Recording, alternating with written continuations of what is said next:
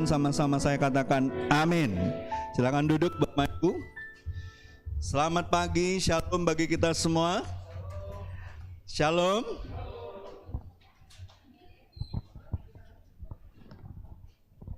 Waktu tadi menyembah Tuhan, siapa yang begitu sadar bahwa engkau sangat dikasihi oleh Tuhan? Berapa banyak saudara sadar, saudara sangat dikasihi oleh Tuhan? Hubungan kita sama Tuhan itu seperti hubungan percintaan. Kalau kasih itu terlalu tinggi ya. Saya gambarkannya supaya gampang, ilustrasinya itu seperti percintaan. Seorang pria mencintai seorang wanita. Saya kasih ilustrasi ya. Bapak Ibu percaya nggak bahwa Tuhan itu sangat mengasihi kita? Dan Dia adalah nakoda kehidupan kita. Amin. Saudara, ini ilustrasi ketika sebuah kapal dibawa oleh seorang nakoda kapal yang masih muda. Ketika dia suruh wakilnya untuk menjalankan kapalnya, dia berkeliling kapal itu. Tiba-tiba dia melihat satu perempuan masih muda yang sedang merantau dari satu pulau kecil, orang yang sangat miskin, tidak punya apa-apa dan mencoba memperbaiki kehidupan dirinya dan keluarganya. Tiba-tiba nakoda ini lihat itu perempuan ada di kelas yang paling murah, di kelas yang maaf ngomong bercampur dengan hewan, orang-orang yang gak mampu, dan tiba-tiba dia jatuh cinta.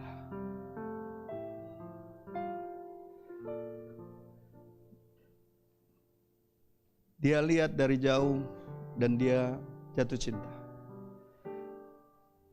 Pas dia balik ke tempat dia mengemudikan kapalnya, gak berapa lama ada laporan. Kapten, ada yang kecebur di bawah belakang itu. Ada satu orang kecebur. Siapa? Ada perempuan katanya kecebur. Pas dia bergegas ke bawah, dia lihat itu wanita yang tadi dia lihat dan dia jatuh cinta. Tanpa berpikir panjang, dia loncat ke laut. Dia selamatkan itu perempuan. Diangkat sama krunya. Saudara, kalau kita berpikir dia seorang nakoda, dia bisa suruh aja anak buahnya, betul? Betul tidak? Betul nggak? Dia bisa suruh aja nakodanya. Tapi karena cinta, dia sendiri yang turun tangan. Setelah selamat, wanita itu kan pingsan. Dia nggak tahu siapa yang tolong.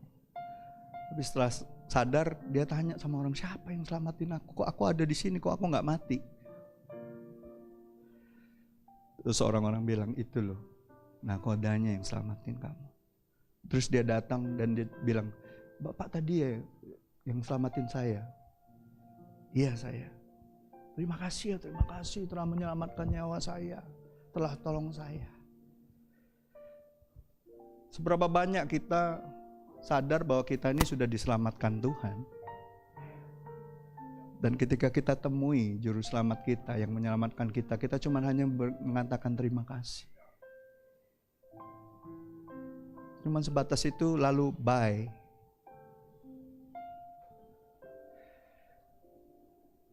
Mestinya apa yang dilakukan wanita itu? Kalau dia mau lebih lagi tahu, apa alasannya? Kok Anda sendiri yang tolong saya? Kenapa nggak suruh anak buah aja?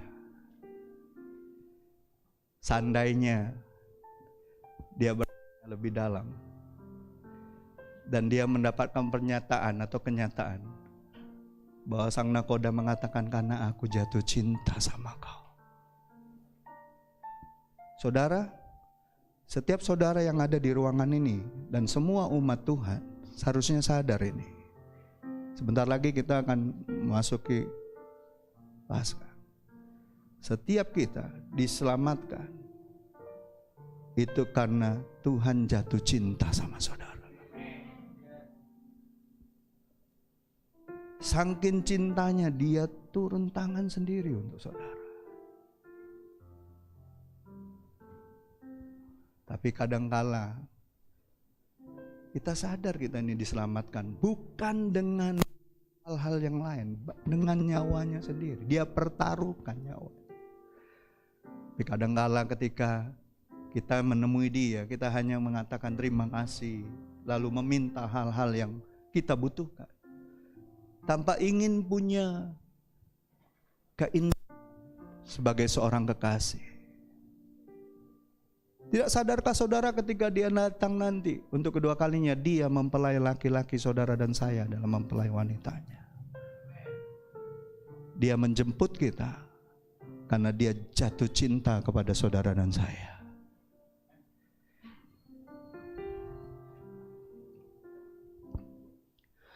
Kasih yang terindah, hati yang mulia, hanya ku temukan di dalam-Mu, Yesusku. Pujian dari hatiku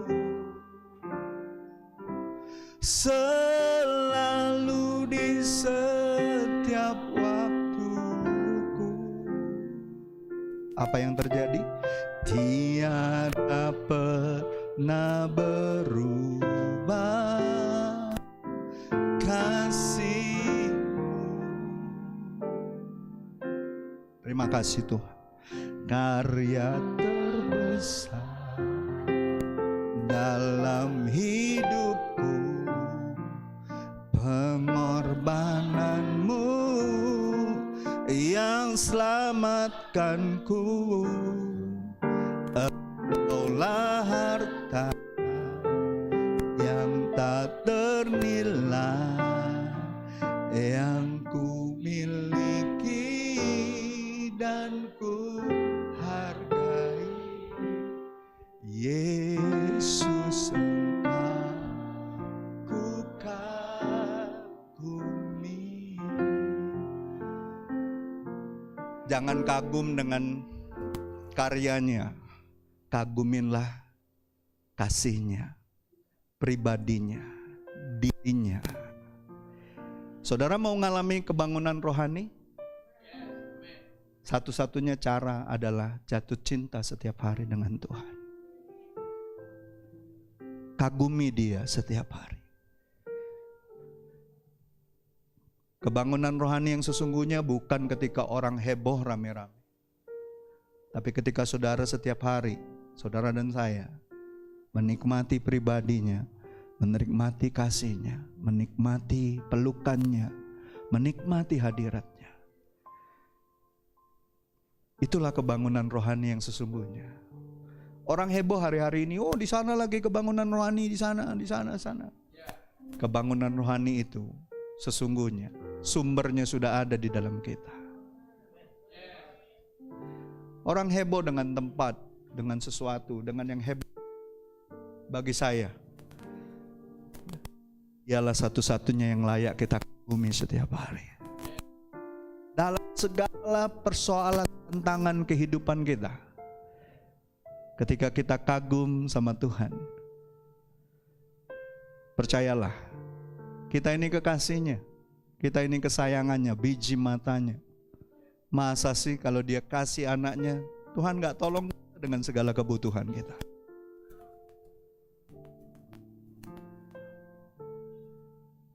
Amin. Mari kita fokus sama Tuhan. Minggu lalu Bapak Parlin bagikan soal bagaimana Tuhan menaruhkan hati dia untuk ambil tanggung jawab membangun rumah Tuhan bagi kita semua sebagai jemaat Tuhan. Jemaat ini sudah running hampir 25 tahun. Ya. Dari satu tempat ke tempat lain. Kita seperti bangsa Israel. Keliling-keliling, jangan sampai 40 tahun. Halo? Bilang sama sebelahmu, jangan sampai 40 tahun. Kalau 40 tahun tuh udah bebal itu. Kita percaya Tuhan sedang membenahi hidup kita. Amin. Tuhan mau Dia yang menjadi sumber satu-satunya. Amin. Saya percaya nggak kebetulan minggu lalu Pak Marlin bagikan soal itu dan bagaimana dia menceritakan dimulai dari Daud. Tapi Tuhan nggak izinkan Daud bangun rumah, bangun bait Allah. Tapi Tuhan suruh Daud kasih tahu bahwa anaknya yang akan bangun, yaitu Salomo. Hari ini saya ceritakan tentang Salomo. Tanggung rasanya kalau ceritanya cuman sampai kenapa Salomo? Minggu lalu kan kenapa Salomo? Ya kan kenapa Daud? Kenapa Salomo? Saudara percaya nggak? Tuhan itulah sebenarnya ini cerita bukan tentang Daud, bukan cerita tentang Salomo, ini cerita tentang Tuhan. Segala sesuatu yang luar biasa yang boleh terjadi sama orang-orang terdahulu di dalam Alkitab, itu semua Tuhan yang buat. Bukan karena kehebatan orang itu. Kita tahu setiap manusia punya kelemahan, punya kesalahan, punya hal-hal yang masih gampang rapuh. Begitu juga dengan Salomo. Ya. Siapa yang percaya bahwa saudara dan saya lebih daripada Salomo? Wah, ada yang gak percaya. Sekali lagi saya tanya, siapa yang percaya bahwa apa yang dimiliki Salomo, hikmat yang dimiliki Salomo, ya, yang kita miliki itu lebih besar daripada dia? Salomo cuman dibilang diberikan pengertian hikmat. Saudara dan saya, sumber hikmat itu ada di sini. Yesus adalah sumber hikmat itu. Yesus adalah sumber pengharapan itu. Dan dia ada di dalam saudara dan saya. Waktu zaman Salomo, Yesus belum jadi anak manusia. Belum naik ke sorga dan tebus kita semua. Sekali lagi saya tanya sama saudara, saudara percaya nggak sumber hikmat Allah sudah dicurahkan bagi kita? Kita bukan hanya punya pengertian hikmat, tapi kita punya hikmat dari Tuhan. Allah itu sendiri ada di dalam kita.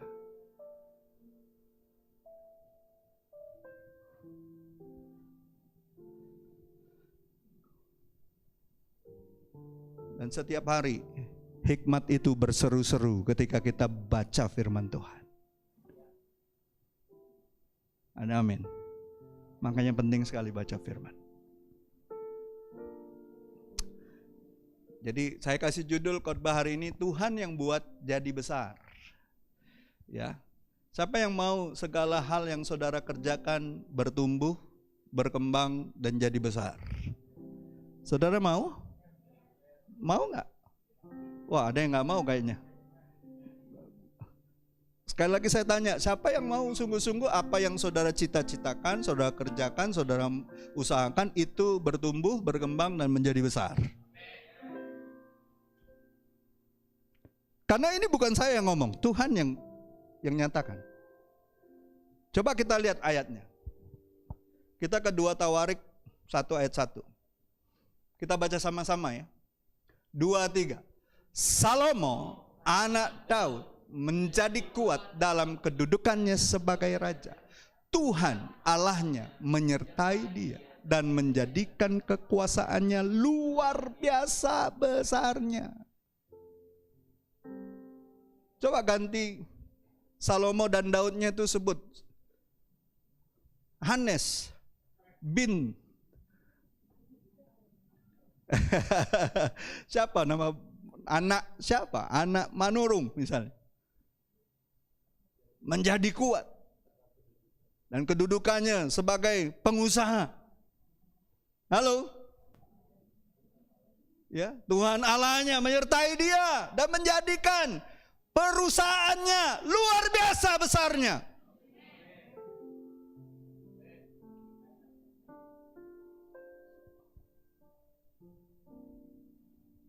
Ini bukan cerita bahwa kita ingin menghayal-menghayal.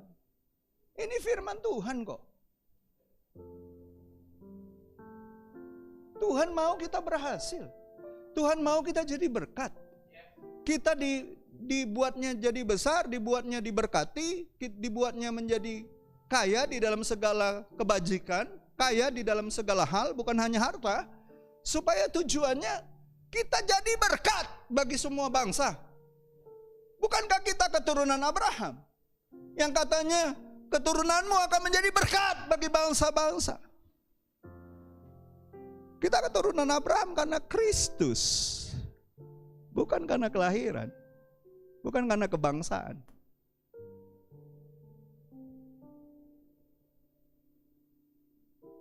Israel tidak bisa dipungkiri memang umat pilihan Allah dari awal sudah ditetapkan.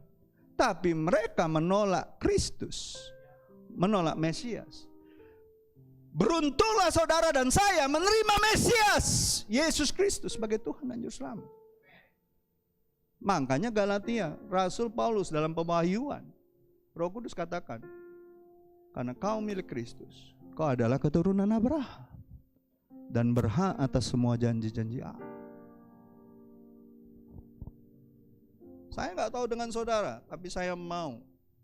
Saya dan anak-anak saya, keturunan saya suatu saat akan menjadi sesuatu yang besar Tuhan akan pakai. Jangan berpikir kita ini minoritas, kecil, gak punya apa-apa, selalu ditindas. No. Kita bersama dengan Allah kita yang besar. Akan perbuatan besar dan perkasa di hadapan Tuhan. Bukankah itu? Surat Petrus mengatakan kamu adalah iman yang rajani, umat yang akan menceritakan kebesaran Tuhan.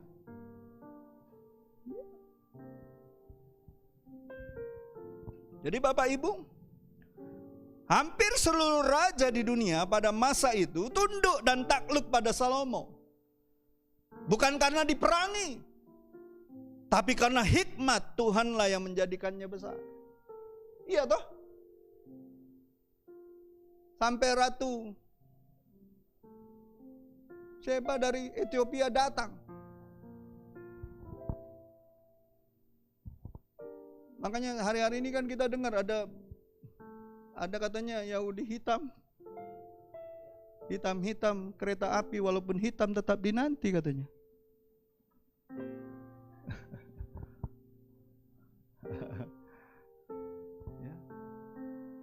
Di masa lalu, Napoleon Bonaparte, Hitler ingin menguasai dunia dengan kerja keras, dengan kehebatan tentaranya, tetapi mereka gagal dan mati terbunuh.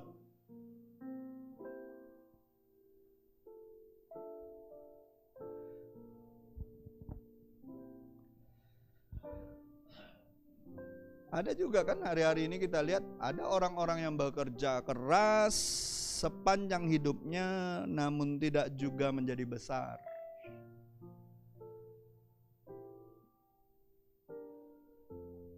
Sebab susah payah memang tidak akan melampaui anugerah Tuhan. Amin.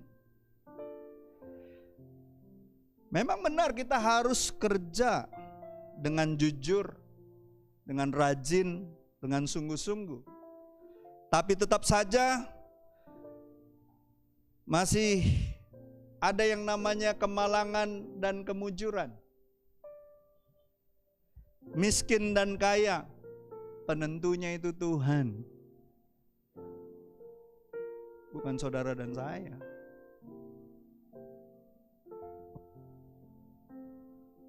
Ada amin gak saudara? Lalu apa yang membuat Salomo menjadi raja terbesar di dunia pada saat itu? Bahkan mungkin kalau raja yang status raja sebagai raja manusia ya. Kalau Yesus kan raja di atas raja. Raja yang namanya raja manusia, mungkin dialah yang terbesar. Sampai hari ini banyak arkeolog sedang masih mencari hartanya Salomo atau Sulaiman itu. Yang tak terkirakan dibilang.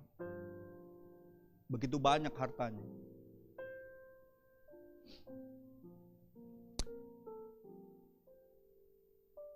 Lalu apa yang membuat Salomo menjadi raja terbesar di seluruh dunia pada masanya, bahkan di sepanjang dunia yang ada ini? Apa yang membuat dia besar? Yang pertama saya kasih tahu. Yang pertama dia mengasihi dan mengutamakan Tuhan.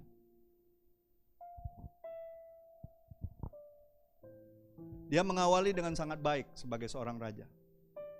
Dia mengasihi dan mengutamakan Tuhan. Ya saudara tahu cerita pada akhirnya kan?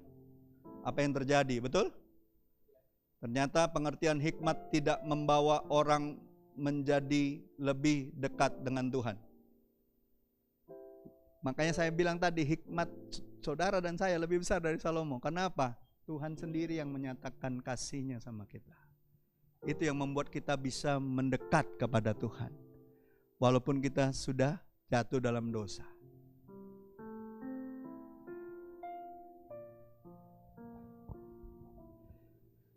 Kita lihat 2 Tawarik 7 ayat 11. Dikatakan demikianlah Salomo menyelesaikan rumah Tuhan. Apa yang pertama diselesaikannya? Rumah Tuhan. Dan selanjutnya apa? Istana raja. Pertama, rumah Tuhan. Kedua, istana raja. Dan berhasil dalam rumah Tuhan dan dalam istananya segala sesuatu yang timbul dalam hatinya. Berarti apa? Semua cita-citanya yang lain Tuhan kasih. Tapi yang pertama apa? Rumah Tuhan. Perhatikan urutannya, kita bisa lihat. Salomo itu selalu mengutamakan Tuhan sebagai tanda kasih dan hormatnya kepada Allah. Secara rohani, kalau dulu kan perjanjian lama itu kan bicaranya kan fisik. Betul? Betul nggak? Yang dibangun itu kan fisik. Betul nggak? Iya, semua itu dilihat secara fisik. Hukum Taurat itu dilihat. Ahli Tauratnya, oh modelnya seperti ini, pakai bajunya seperti ini, betul? Semuanya dilihat fisik. Tapi saudara harus tahu, secara rohani membangun rumah Tuhan berarti memperbaiki dan membangun kerohanian dalam hidup kita. Karena kita umat perjanjian baru. Saya percaya kalau jemaat ini Tuhan lihat kapasitas hatinya, kerohaniannya terus bertaut sama Tuhan. Fokusnya kepada kemuliaan Tuhan, fokusnya hanya untuk tujuan-tujuan Allah yang kekal, fokusnya untuk menggenapi amanat agung. Yang jasmani, yang fisik itu akan mengikuti.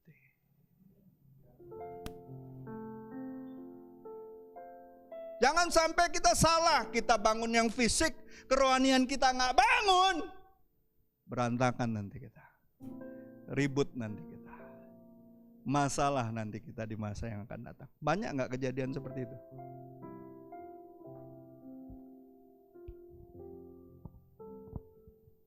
Saya bersepakat dengan para leaders dan jemaat yang mau membangun rumah Tuhan secara fisik. Tapi mari kita terus juga membangun rumah Tuhan yang adalah pribadi lepas pribadi kita. Supaya apa? Ketika nanti gedungnya sudah ada,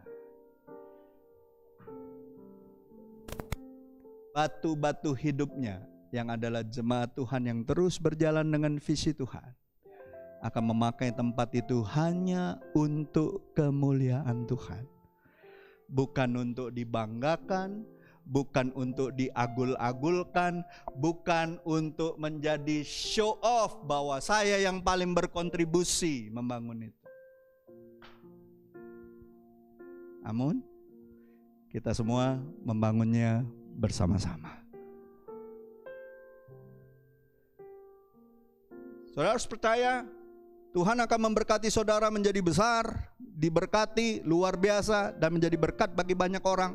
Tapi setiap hari yang harus kita bangun adalah kerohanian kita, keintiman kita, cinta kita terus harus tertuju kepada Tuhan. Kalau cinta kita terus tertuju kepada Tuhan, percayalah kasih Tuhan melimpah atas hidup kita dan kita dimampukan untuk mengasihi sesama.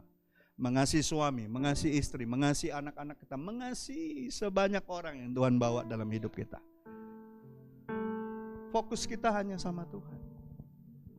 Jangan sibuk dengan perkara-perkara yang sementara ini. Kasih itu kekal. Kasih itu tak berkesudahan. Saudara baca 1 Korintus 13 ayat 1 itu dikatakan apa? Kalaupun kau bisa berbahasa-bahasa dari sorga, bahasa malaikat sekalipun, nggak ada gunanya tanpa kasih. Kalaupun kau punya iman memindahkan gunung, kalaupun kau punya karunia-karunia yang paling utama itu, tanpa kasih, nggak ada gunanya. Nggak ada gunanya. Saya mendingan mendidik seorang anak muda yang dipenuhi kasih Tuhan. Kalaupun dia nggak punya karunia apa-apa, dia punya karunia terbesar. Kasih Tuhan. Karena cuma kasih yang nggak berkesudahan. Bahasa roh akan berhenti, berakhir. Pengetahuan akan lenyap. Semua akan berhenti. Cuman kasih Tuhan yang akan terus menyala-nyala dalam hidup kita. Bagi saya hari-hari ini saya nggak begitu dengan orang yang mamer-mamerkan ataupun bangga dengan perkara-perkara karunia-karunia roh. Ya kita, kalau kita punya, puji Tuhan. Tapi jauh lebih besar yang harus kita kejar, yang kekal, yang nggak berkesudahan, yaitu kasih Tuhan. Simple toh hidup ini sebenarnya. Kekristenan itu simple sebenarnya. Kita ngalamin kasih Tuhan, apa aja bisa terjadi sama hidup kita. Kalau kasih Tuhan besar dalam hidup kita, hati kita dipenuhi kapasitas kasih yang besar sama Tuhan. Hal-hal yang sementara di dunia ini akan mengikuti hidupmu. Jangan kejar yang sementara, kejar yang kekal. Ya. Jadi Bapak Ibu betul, ya. Jadikan diri kita sebagai kerajaan Allah terlebih dahulu. Sebagai bait Allah terlebih dahulu. Makanya Matius katakan apa? Carilah kerajaan Allah dan kebenarannya, maka segala sesuatu akan ditambahkan. Amin. Karena bagi yang mengutamakan, wajib hukumnya untuk diutamakan oleh Tuhan. Iya. Kalau kita mengutamakan Tuhan, mata Tuhan akan tertuju sama kita. Kan betul kan? Dibilang apa di Alkitab? Tuhan mencari orang yang bersungguh hati mencari Dia. Dan Dia ingin mencurahkan segala kekuatannya.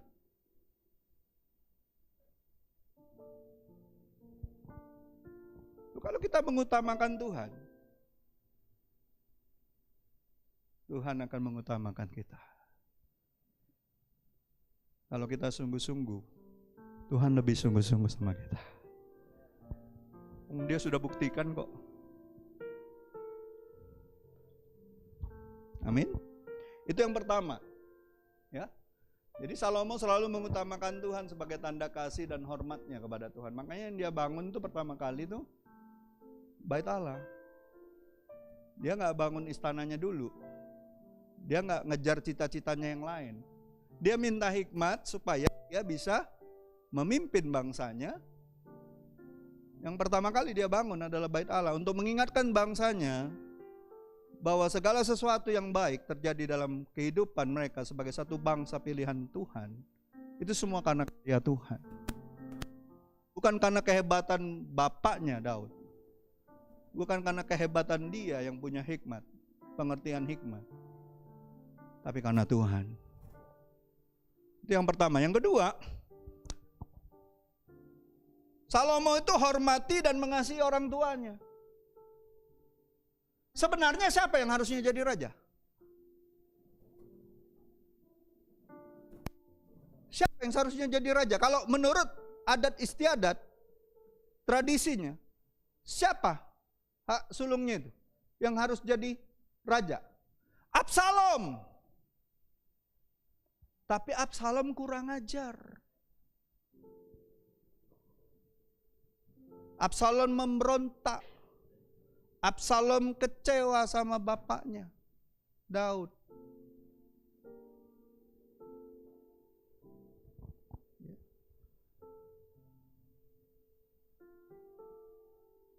Itulah yang menyebabkan kenapa Salomo yang dipilih. Jelas karena Salomo itu menghormati dan mengasihi orang tuanya.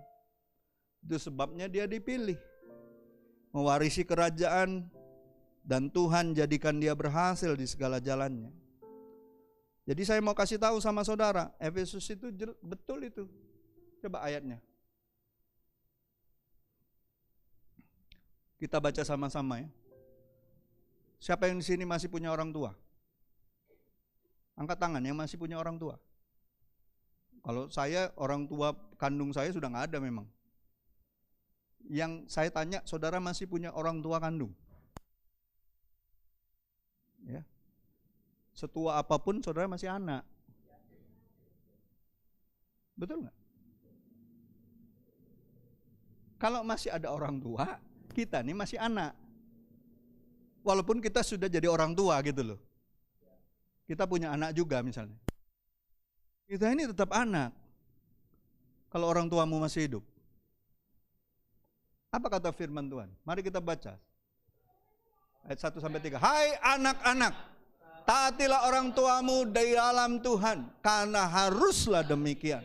Hormatilah ayahmu dan ibumu. Ini adalah suatu perintah yang penting, seperti yang nyata pada janji ini, supaya kamu berbahagia dan panjang umurmu.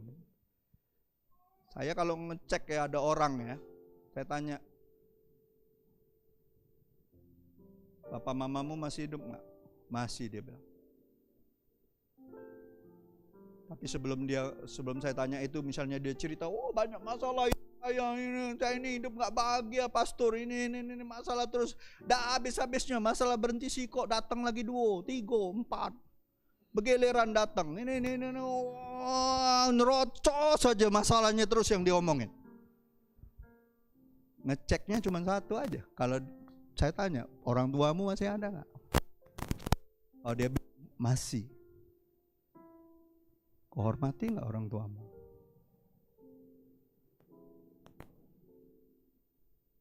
Kenapa? Janjinya kan kalau kita hormati, kita akan berbahagia dan panjang umur. Siapa yang mau berbahagia? Mau panjang umur? Oh enggak semua mau panjang umur. Mau panjang umur? Mau lihat anak cucu? Oh Pak Aming sudah lihat cucu ya. Mau cicit Pak?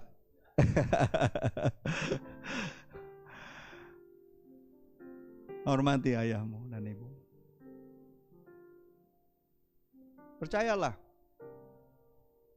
Tuhan itu senang dengan anak-anaknya yang menghormati orang tuanya. Karena anak-anak Tuhan yang menghormati orang tuanya berarti memiliki kesadaran bahwa tidak ada orang tua yang bukan berasal dari Tuhan. Setiap otoritas itu dari Tuhan. Sejahat apapun orang tua kita, tidak dibilang hormatilah ayahmu dan ibumu kalau mereka baik, kalau mereka menyenangkanmu. Hormatilah ayahmu dan ibumu, titik di situ. Supaya baik keadaanmu dan panjang umurmu. Kalau di Efesus ini supaya kau berbahagia dan panjang umurmu. Gampang ngecek orang hidupnya nggak berbahagia tuh, cek aja hubungan dengan orang tuanya. Benar nggak? Masih ada sakit hati nggak? Masih ada saling nggak mengampuni nggak? Jadi orang Kristen tuh nggak susah sebenarnya. Jadi orang Kristen tuh cuma satu tujuannya. Kau datang beribadah, baca firman Tuhan setiap hari, datang beribadah hari Minggu. Tujuannya cuma satu, taati firman Tuhan. Selesai. Maka hal-hal yang lain akan mengikuti kebaikan-kebaikan Tuhan. Kalau saudara datang ke gereja ini karena suasananya, karena ada saudara, ada teman di sini, karena bagus musiknya atau apa, ya segala sesuatu itu, saya pastikan saudara nggak akan ngalamin banyak hal yang lebih lagi dari Tuhan. Tapi kalau saudara datang beribadah, tujuannya hanya satu, yaitu saudara mau mentaati firman Tuhan. Dan saya sebagai hamba Tuhan harus memastikan bahwa saudara mau mentaati firman Tuhan. Kalau enggak, saya berdosa sama Tuhan.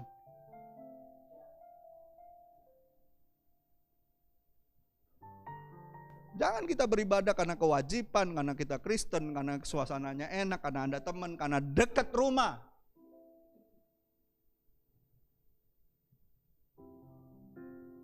Pastikan bahwa kau datang ke rumah Tuhan. Kau sadar akan ada firman Tuhan yang berisi bukan hanya janji, tapi perintah. Itu kan bunyinya kan, itu kan.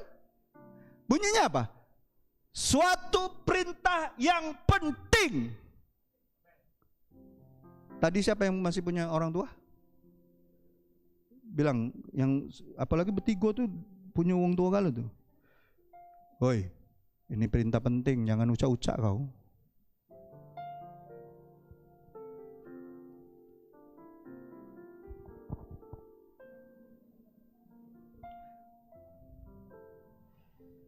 Berbeda dengan Absalom, kan kakaknya yang seharusnya dia yang jadi ahli waris sebagai penerus tahta kerajaan.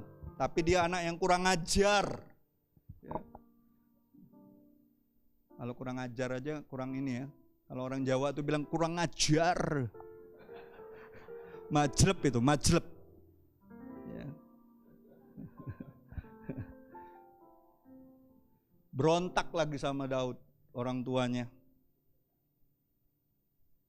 Dia ingin jadi besar dengan merampas kerajaan yang ayahnya sebagai raja. Dan ujungnya apa saudaraku? Mati terbunuh.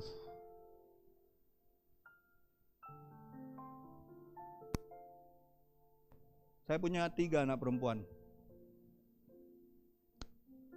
Ya, cuma anak laki-laki. Saya bilang sama Yobel, kalau kau ketemu sama satu perempuan suatu saat dan kau suka sama dia, pastikan dia hormati orang tuanya, terutama papanya. Kalau dia nggak hormat sama papanya, kau tahu dia nggak hormat papanya, halo, nggak mungkin dia hormati kau nanti kalau jadi suami. Nggak mungkin. Bapaknya aja dilawan. Apalagi kau, dipitesnya kau.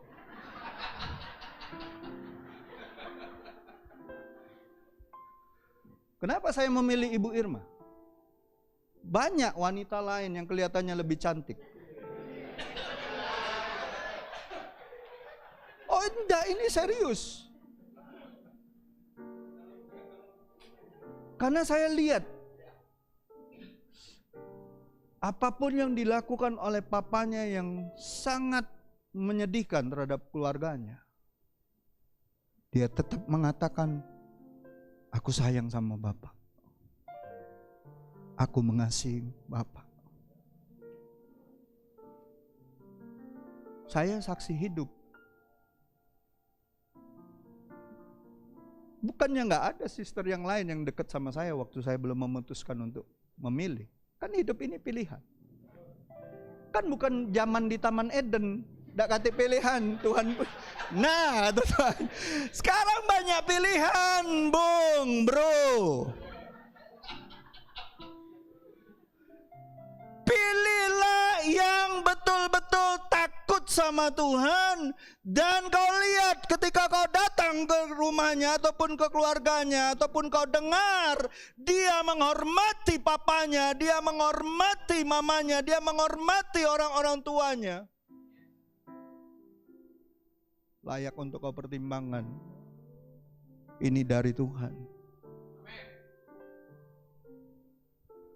Tapi kalau di rumah dia sama bapaknya baik,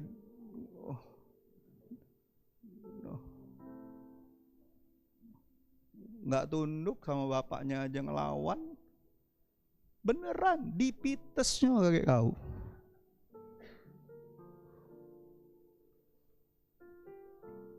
Ya. Sama juga kalau sister, lihat brother kalau di rumahnya dia sayang nggak sama mamanya, dia hormati nggak mamanya, atau nasihat mamanya dia cuekin. Kalau disuruh apa-apa banyak alasannya. Percayalah, kaget kalau sudah jadi laki kau, cak itulah juga dia memperlaku ke kau.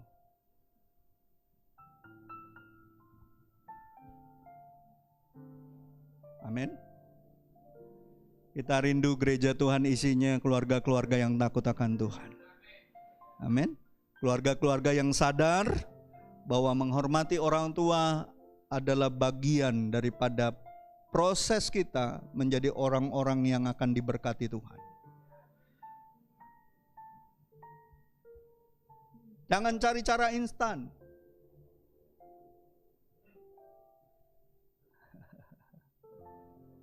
Pengharapan yang tidak mengecewakan itu apa? Di Roma 5 itu. Kan banyak orang kan bilang, aku kecewa sama bapak, sama mama aku, sama orang tua aku. Kecewa. Saya pasti tanya gini, lalu pengharapanmu apa terhadap orang tua? Kalau dia ngomong pengen berubah ini itu, pertama kali Tuhan akan ubah cara kau berpikir dulu tentang orang tuamu. Pengharapan yang tidak mengecewakan itu apa? Saudara baca nggak Roma 5 itu? Baca nggak? Ayat 1 sampai 5 itu. Dimulai dari apa? Proses kan itu? Coba, ayat yang keberapa itu? 3 ya kalau nggak salah. 3 atau 4? Ya, apa? Dan bukan hanya itu saja, kita malah berbuka juga dalam kesengsaraan kita. Kita tahu bahwa kesengsaraan itu menimbulkan ketekunan. Dan ketekunan menimbulkan tanuji. Dan tanuji menimbulkan pengharapan. Dan pengharapan tidak mengecewakan karena kasih Allah telah dicurahkan di dalam hati kita oleh Roh Kudus yang telah dikaruniakan kepada kita. Nah, prosesnya apa? Sampai ke pengharapan yang tidak mengecewakan. Sengsaro. Kau tahan, kau kuat di situ, kau tetap mengasihi orang tuamu walaupun kau disengsaroi misalnya. Misal, ini sengsaro juga tidak disuruh belanja ke warung bae, aku lagi main game ini.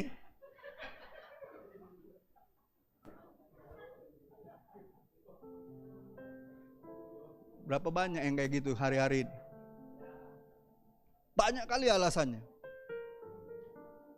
Kesengsaraan mendatangkan tanuji. Tanuji di situ banyak tantangan, banyak hal-hal yang membentuk hidup kita, membawa kita kepada apa? Apa? Pengharapan. Baru pengharapan yang tidak mengecewakan. Biasanya kalau orang gampang putus asa, gampang nyerah, gampang ngeluh, gampang ngomong-ngomong, jelekin orang tuanya, jelekin. Itu orang-orang ya, itu gak ngerti. Pengharapan yang tidak mengecewakan itu suatu proses.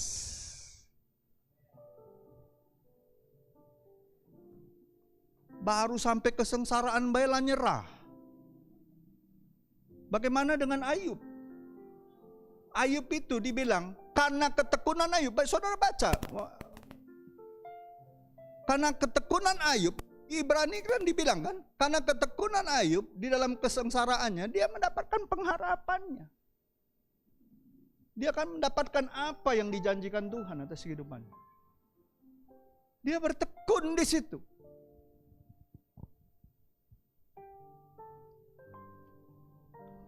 Jadi kalau hari ini saudara sadar ada hal-hal yang belum beres dengan masalahmu, dengan orang tuamu, jangan mimpi untuk jadi besar.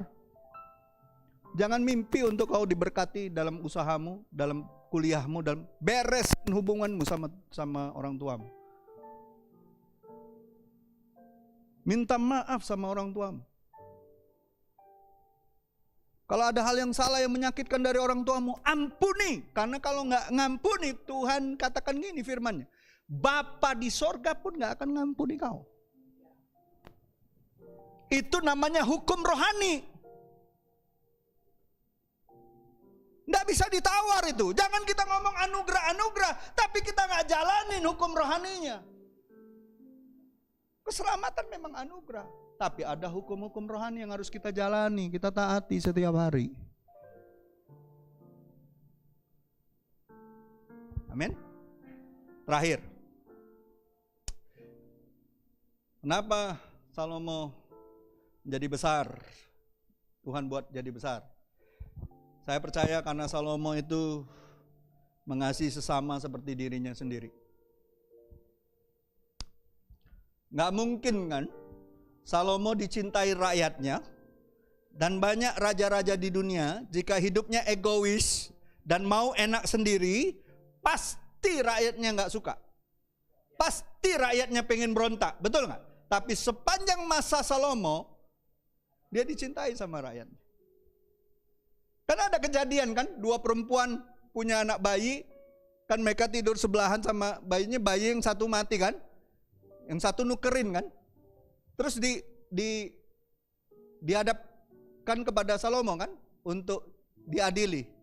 Oh, Salomo bilang, oh gitu ya, dia dengarkan cerita dua itu, karena dia punya pengertian hikmat dari Tuhan kan luar biasa kan, dia bilang, oh kalau gitu ya udah aja bagi dua.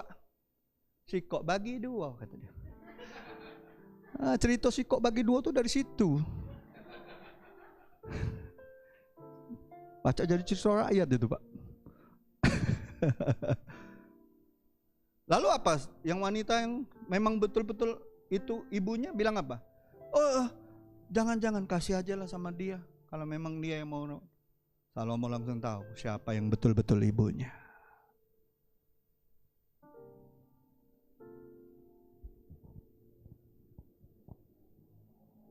Kalau raja yang tidak galak pening, si kok bagi dua. Masih berebutan kamu dua-duanya aku penggal. Betul nggak? Tapi karena dia cinta sama rakyatnya, dia ingin menegakkan keadilan yang seadil-adilnya.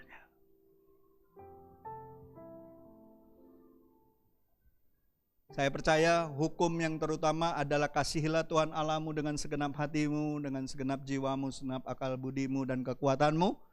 Dan sama seperti hukum yang pertama, kasihilah sesamamu seperti engkau mengasihi dirimu sendiri. Amin. Jadi Bapak Ibu, saudara-saudariku yang terkasih, jika ingin dihormati, disayangi, dibantu sama orang lain, maka kita harusnya terlebih dahulu melakukan itu pada orang lain. Jikalau ingin diberkati, jadilah dulu berkat bagi orang lain. Ada amin gak saudara? Kan Yesus bilang gitu, kalau kita ingin dihormati, ya hormatilah orang lain lebih dahulu. Ya, jika ingin didengar oleh Tuhan, dengar dulu jeritan orang susah. Kan Amsal katakan kalau kau mendengar jeritan orang lemah dan kau mengabaikannya, maka ketika kau sendiri minta tolong, Tuhan akan abaikan kau. Kalau di Matius 25 dikatakan oleh raja itu, bilang apa raja itu? Ketika orang-orang ada bilang, kapan kami mengabaikan kau? Lalu raja itu menjawab, dibilang, aku berkata kepadamu, ya, aku mengatakan kepadamu, sesungguhnya sesuatu yang kamu lakukan untuk salah satu dari saudaraku yang paling hina ini, kamu telah melakukannya untuk aku. Karena ada kan waktu awalnya kan dipisahkannya antara kambing dengan domba, betul? Orang-orang yang dipisahkan itu dia bilang, kenapa kami ini? Oh, ketika aku di penjara kau tidak kunjungi aku. Ketika aku sakit tidak kau datangi aku. Ketika aku kedinginan, lapar, kau nggak kasih makan aku. Makanya Yesus bilang sama murid-muridnya dengan perumpamaan ini. Kalau kamu lakukan sesuatu yang paling hina ini kepada sesamamu, kamu melakukannya untuk aku. Makanya saya senang sekali kalau saudara-saudara, kalau saya lihat pengumuman, oh tim compassion kita terus memberkati orang. Terus walaupun jumlahnya gak banyak, yang penting terus menjadi saluran berkat bagi orang-orang susah.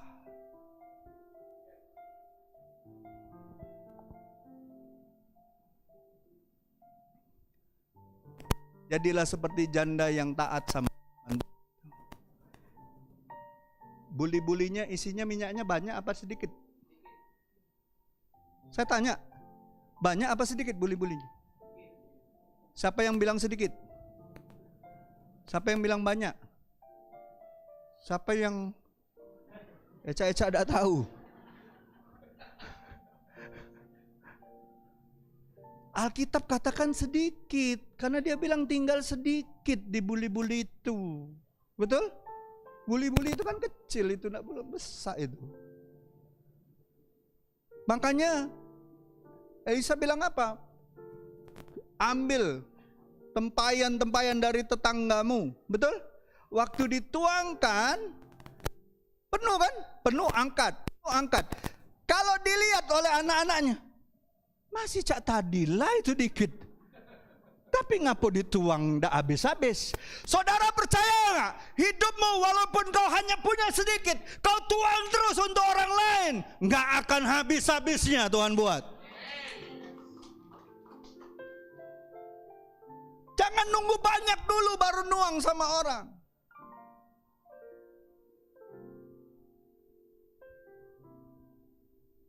Siapa yang percaya tahun ini akan banyak orang mengalami kepenuhan dari Tuhan karena hidupmu yang mungkin cuma sedikit itu. Jangan lihat yang sedikit. Tuhan lihat orang, anak kecil, 2 ikan 5 ketul roti, kasih makan 5.000 orang. Jangan anggap enteng, bilang sama sebelahmu, jangan anggap enteng apa yang sedikit dari hidupmu. Jangan anggap enteng. Orang sering kali nganggap enteng. Saya kalau ketemu orang ya, dia bilang, pastor, saya mungkin gak punya apa-apa pastor. Saya hanya punya ini, atau saya hanya punya tenaga. Bagi saya yang kecil itu, kalau dituangkan, diberikan kepada orang lain, berkat Tuhan gak akan berhenti. Seberapa banyak tahun ini saudara akan melihat banyak mukjizat terjadi ketika kau tuangkan hidupmu untuk orang lain. Pagi hari ini saya mau mengajak kita semua, jangan nunggu, oh mukjizat tuh cak mano ya. Kalau hamba Tuhan itu banyak mukjizat. Hidupmu adalah mukjizat Tuhan. Baca Mazmur 139 itu. Kita ini kejadiannya dahsyat dan ajaib, ditenun oleh tangan Tuhan yang perkasa. Apapun yang sedikit dari hidupmu, ketika kau serahkan sama Tuhan, kau sungguh-sungguh serahkan sama Tuhan, maka Tuhan akan bertindak. Mazmur 37 jelas sekali ayat 4 itu. Ketika kita serahkan hidup kita, Tuhan bertindak. Kadang-kala saya kasih nasihat orang tuh, orang ini kayaknya gak percaya sama firman Tuhan. Kayaknya nunggu dulu sesuatu yang Tuhan buat baru dia percaya. Percayalah, ketika kau belum melihat dan kau percaya firman Tuhan, janda itu percaya sama perkataan nabinya. Jadi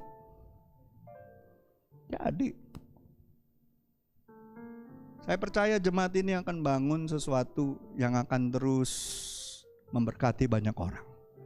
Dimulai dari pribadi-pribadi yang suka menaburkan hidupnya, menuangkan waktunya, meluangkan tenaganya, meluangkan hartanya untuk memberkati orang lain. Amin. Amin. Jadi Bapak Ibu, ini ayat yang terakhir. saya mau bagikan. 1 Tawarik 28 ayat 9. Ini nasihat Daud kepada Salomo. Ya, dikatakan gini, dan engkau anakku Salomo. Keren amat ya bahasanya Daud ini. Dan engkau anakku Salomo, kenalah Allahnya ayahmu, dan beribadahlah kepadanya dengan tulus ikhlas dan dengan rela hati. Sebab Tuhan menyelidiki segala hati dan mengerti segala niat dan cita-cita. Jika engkau mencari Dia, maka Ia berkenan ditemui olehmu. Tetapi jika engkau meninggalkannya, maka Ia akan membuang engkau untuk selama-lamanya. Halo? Jangan pernah main-main sama Tuhan. Makanya Amsal katakan, kalau kau sudah membeli kebenaran, jangan menjualnya kembali. Tapi lihat, saya mau kasih tahu keluarga-keluarga, perhatikan, terutama para ayah. Nasihatmu penting kepada anakmu laki-laki. Yang paling penting adalah nasihati mereka dengan kebenaran firman Tuhan.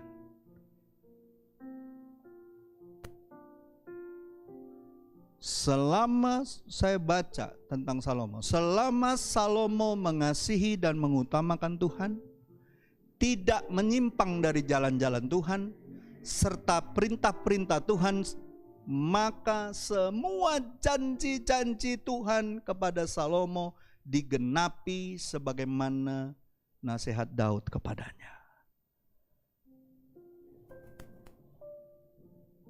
Sekali lagi, Salomo hanya punya pengertian hikmat.